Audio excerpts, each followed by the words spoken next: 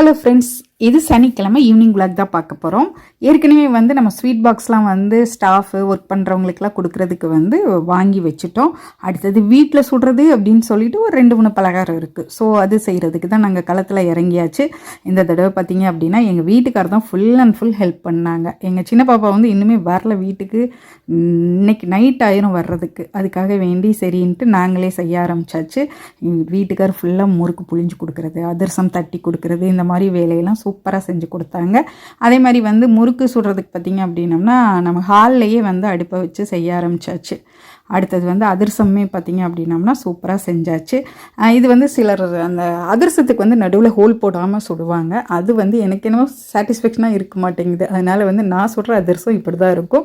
அதுவுமே அதிரசம் மட்டும் பார்த்திங்க அப்படின்னம்னா 2 தான் சுட முடியும்.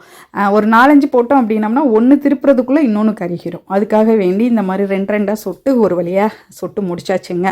முறுக்குமே சூப்பராக ரெடி ஆயிடுச்சு. அடுத்தது அதிரசமே பார்த்திங்க அப்படின்னம்னா நல்லா சூடாக சாப்பிடுறதுக்கு ரொம்ப நல்லாயிருக்கும். வெளியில் பார்த்திங்க அப்படின்னா நல்லா கிறிஸ்பியாக இருக்கும், உள்ள சாஃப்டாக இருக்கும். அதனால் நல்லா ஆற வச்சாச்சு. அதுக்கப்புறம் தான் ஸ்டோர் பண்ணணும்.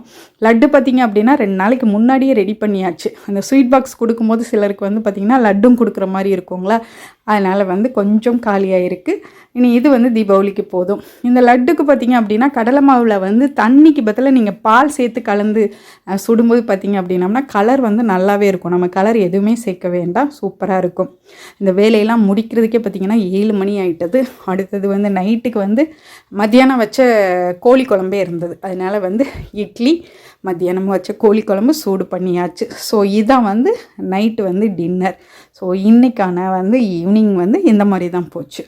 இந்த விளாக் பிடிச்சிருந்தது அப்படின்னு சொன்னால் கண்டிப்பாக ஒரு லைக் கொடுத்துருங்க. நம்ம சேனலை இது வரைக்கும் சப்ஸ்கிரைப் பண்ணலை அப்படின்னா சப்ஸ்கிரைப் பண்ணி சப்போர்ட் பண்ணுங்கள்.